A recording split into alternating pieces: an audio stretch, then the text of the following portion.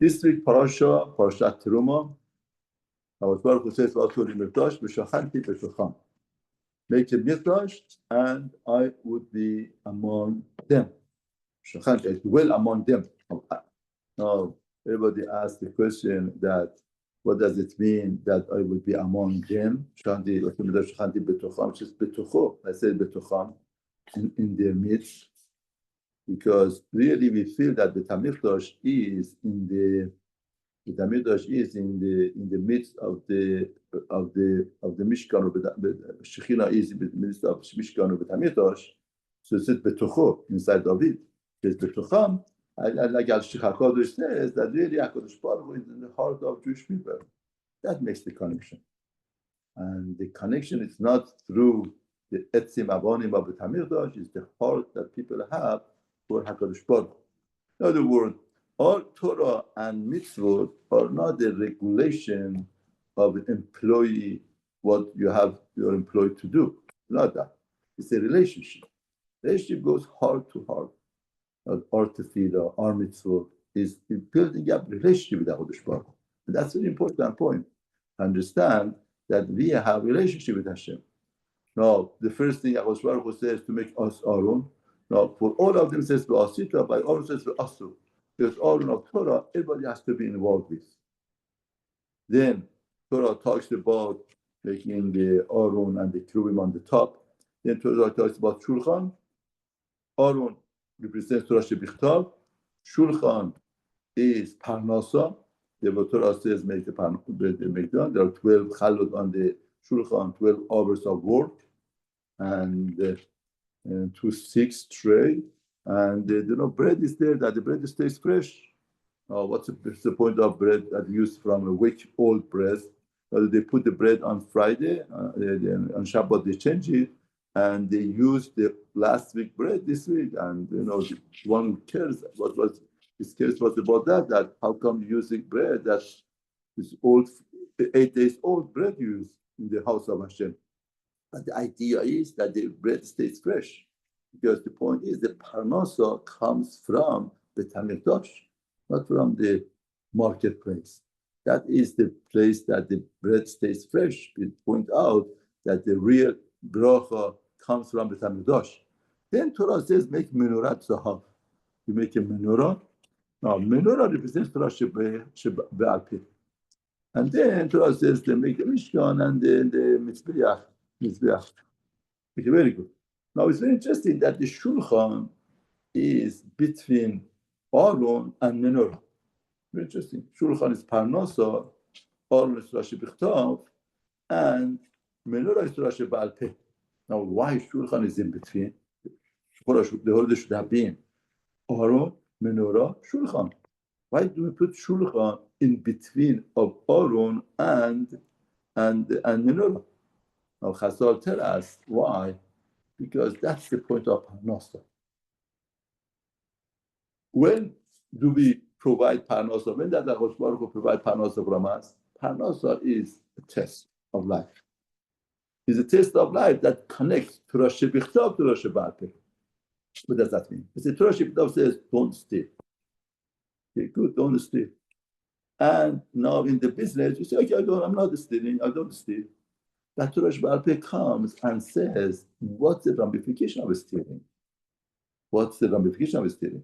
There's a Gemara. The Gemara says that if you sell things and use a package for selling, you have to make sure. They say you are selling 1 pound of cookies, and you have a package, or you have a box you put inside. Now, let's say that the box has some type of weight. Now, what should you do? In other words, cookies is the 1 pound of cookies, not 1 pound of cookie. In other words, there's a percentage that is the box. Now, the Gemara says you have to be careful. You have to take away the weight of the box.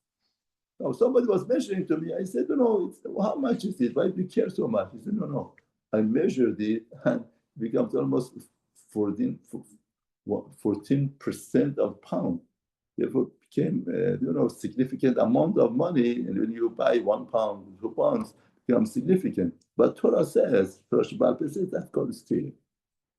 Therefore, in the world of parnasa, Torah shebichtav and Torah shebalpeh come together. The Torah says, don't take repeat. In other words, don't take interest. Now, Torah shebalpeh explains what's the interest. Right now, interest in business is a lot of cases. In other words, you borrow money to buy something, and you tell somebody to borrow money for you. And there is name he borrows and he gives it to you. Then he's taking money from the goy and borrowing from the goy. When he gives it to you, he's giving to you. This is his money to you. Therefore, that's interest. Now, Torah shebalpeh explains what are the gedolim, what are the fences of Torah shebichtav, and that is the nisayon of panos. Nisayon of panos. That's why shulchan is between aron and menora, because really in the word of Hanosa, you connect Torah shebichtav, Torah shebalpeh. And that's the shlemut of Adam that makes a person complete. We omed on the misyonot to understand what are the things. Now, if you notice, in menora, there are, first of all, in the menora, there are 7 branches. Now, Midrash asks, why 7 branches? You have 7 mazalot. That we think that the mazalot are controlling us. But Torah is saying that Torah is controlling the mazalot. And mazal Israel. There were these 7 mazalot that to tell us, or 7 types of chokhmah. There are 7 types of wisdom in the world. That Torah contains all of the chokhmah in the world. Now, there are 3 things here that put on every branch. Is the perech, flower, is the kaftor, is the knob, and there's a cup, gavia.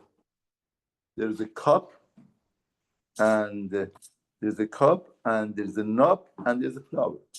Now, Chazal said that why do we have these 3 things on menora? Torah shebalpeh represents these 3 things. Therefore, they tell us we have 3 different of ulamot. They have 3 ulamot. One ulam malachim. That knob is round like a circle. Is ulam malachim.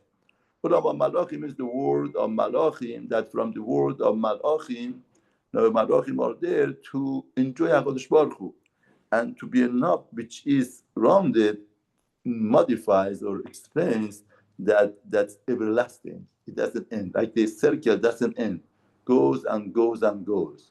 That puts out that the measurement of HaKadosh Baruch Hu is forever, everlasting. It's the knob that goes forever.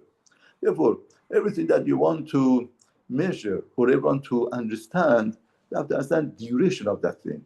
If you buy something for 1 month, it's different than you're buying something for a year or 10 years or 20 years, like a house therefore everything has to be the duration. Now, first of all, duration of HaKadosh Baruch Hu is like a knob, it's everlasting. When you think in that direction, you think your perspective about life would be much different. Then we have the gavia. Gavia is a container, the cup. Now, why do we have cup in the menora? Gavia is a cup. What does cup mean? Cup contains. Therefore, we have the olam galgalim that HaKadosh Baruch Hu sends shefa to this world of galgalim, and from that comes down. This gavia is chos gavia means cup. Cup contains. All of this galgalim contains the bracha. Now, what type of bracha comes out is like a chos. Now, if you count how many chos we have in the menora, we have 22 chos. If you count them, there are 22 cups. Now, Chazal tell us why do we have 22 cups? Because we have 22 letters in Torah. Now, Torah, Hebrew letters are 22. Therefore, every letter of Torah is a cup of bracha. In other words, there is a magic, there's a secret here. We want to get the bracha of life. We want to get the real blessing of life. We want HaKadosh Baruch Hu to be mezakeh us to get the bracha. Now, the menora, Torah shebalpeh says, all of the brachot comes from the menora. The cups, choshel bracha, contains the bracha and brings the bracha. How does the bracha come? Through Torah shebalpeh, through learning Torah, understanding Torah. Everything, 22 cups, 22 chosot shel bracha. All of the brachot and blessings comes through that. Then there's the perach flower. Now, why is the perach here?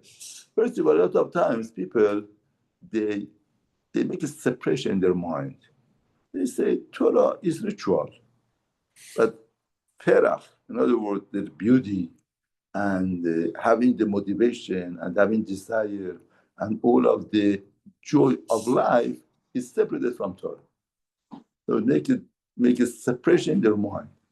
Torah is for knowledge, okay, ritual, this type of things. But when it comes to simcha, my simcha is what I like to do, what I desire to do. It got nothing to do with Torah. Now the menora says no.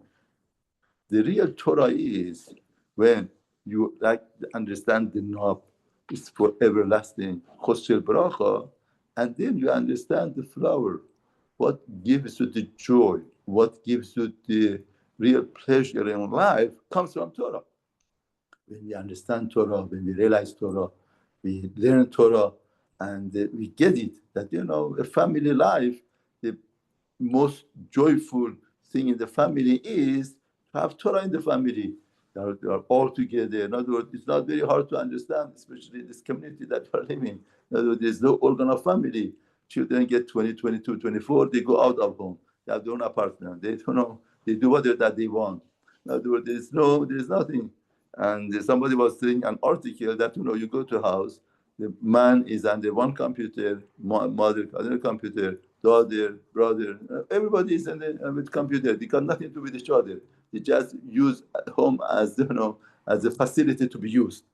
But Torah puts everybody together. That's a flower of menora, means that Torah gives us our vitality, the joy and pleasure.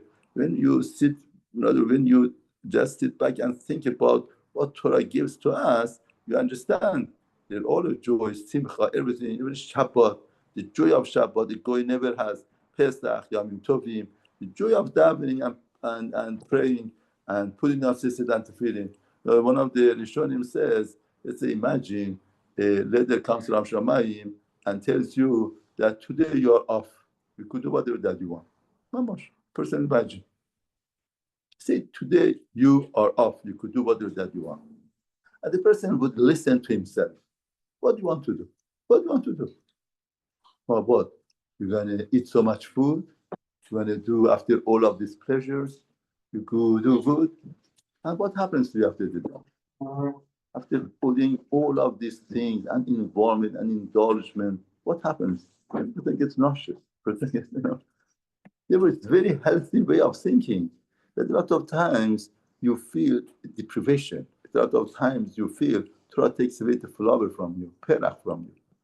The menora, there's a perach to tell us, no, it's Yitzhara. Yitzhara makes it. That's why the Chazal tells us, avera pashem avera. The thoughts of avera is worse than avera. And why? That's the thought. That's it. Actively he's doing it. Because once you do actively, you understand it's empty. It's nothing. But when you build it up in your mind, it becomes greater and greater. There's an urge, there's a deprivation, and makes it, more urge for it and more wanting for it. You feel, therefore here, Torah tells us that the flower comes from the menora. You understand? If the letter comes from Shamayim, you could do whatever that you want. And the person should listen. What is it? What is it, the thing that the person would do? When Elisha heard that his teshuvah would not be accepted, what did he do? He went to Betzunot. And the lady saw that, says, you are Elisha?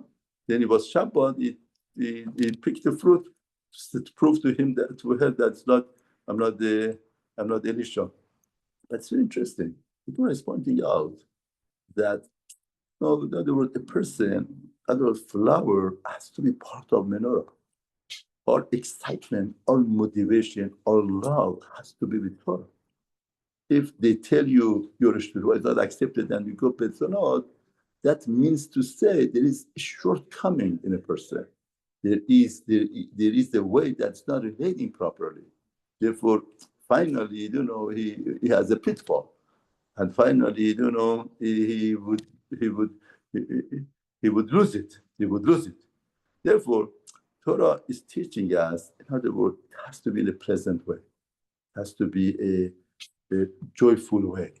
And that's very important as the leader of the home, to create home with the love of mitzvah, the love of Torah, love of the tefillah, and that goes to everybody. I asked the Gedolim that we want to practice something. How should we practice it? How should we make it to happen at home in the community?